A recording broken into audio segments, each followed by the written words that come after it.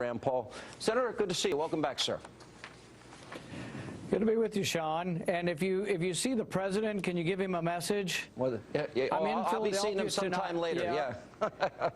Yeah. Here's the message for the president. I'm in Philadelphia. He doesn't need to look at my phone records. I'll just go ahead and let him know where I am tonight in case he's looking for me, okay? The only place they won't be able to find you is on MSNBC. Oh, sorry.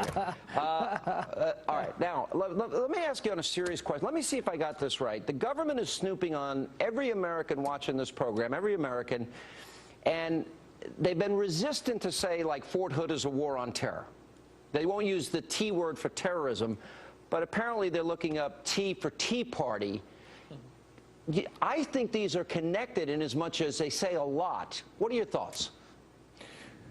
Well, you know, the first objection obviously is the Bill of Rights, as you said. Really, you have a right to privacy, and they shouldn't be allowed to look at your records unless they think you've committed a crime.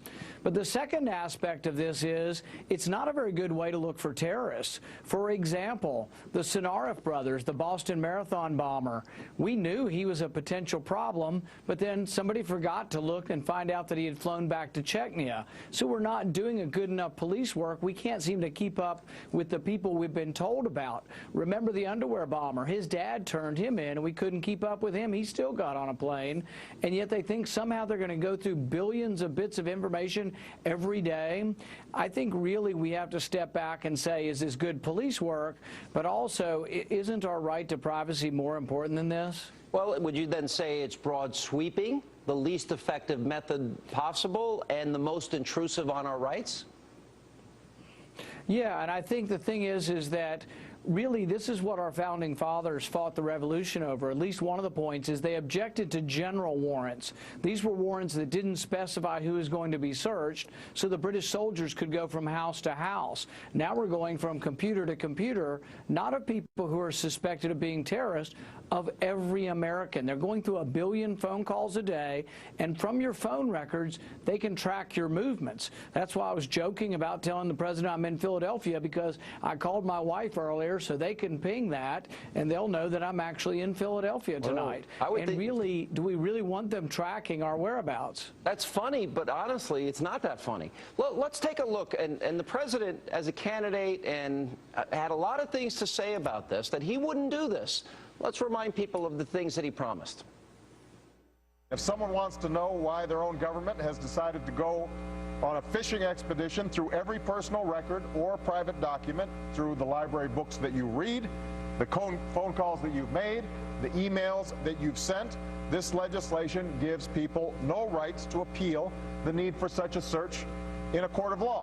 When I'm president, one of the first things I'm going to do is call in my attorney general and say to him or her, I want you to review every executive order that's been issued by George Bush, whether it relates to warrantless wiretaps or detaining people or reading emails or whatever it is. I want you to go through every single one of them, and if they are unconstitutional, if they're encroaching on civil liberties unnecessarily, we are going to overturn them. I will provide our intelligence and law enforcement agencies with the tools they need to track and take out the terrorists without undermining our Constitution and our freedom. We need to find a way forward to make sure that we can stop terrorists while protecting privacy and liberty of innocent Americans. As for our common defense, we reject as false the choice between our safety and our ideals.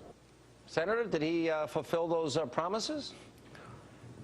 Well, see, you know, this is why the American public has such a low regard for politicians. It's utter, frank hypocrisy.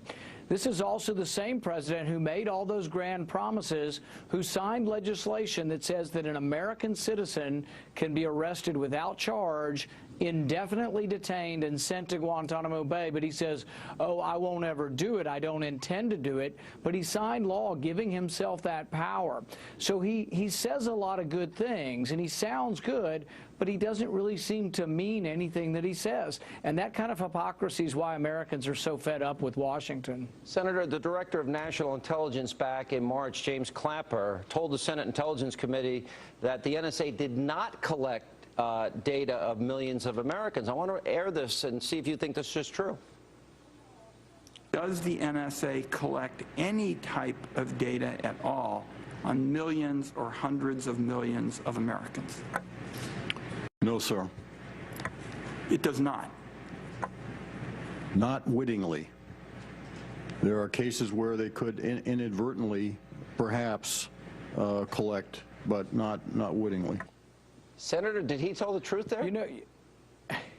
You know what? He may be parsing the truth, because maybe they say, oh, we're not collecting it or keeping it, but they're certainly looking at it, because the court order that we've seen, what has been leaked, says that all of the records for a 3-month period from people who have phones with Verizon was looked at. So maybe he says, oh, we're not collecting it, but we're sure the heck looking at it. That sounds to me like we're parsing the truth. But I think ultimately American people have to decide, and I've started a lawsuit. We're asking tens of millions of Americans to join our lawsuit.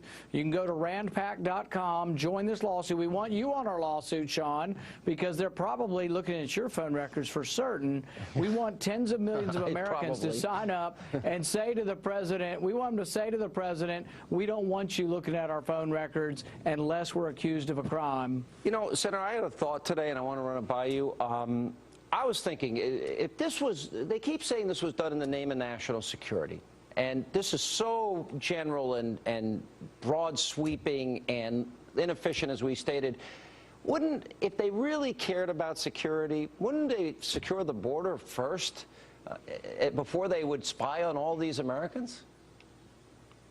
There's all kinds of things. Even look back to 9/11, the 20th hijacker, we had him.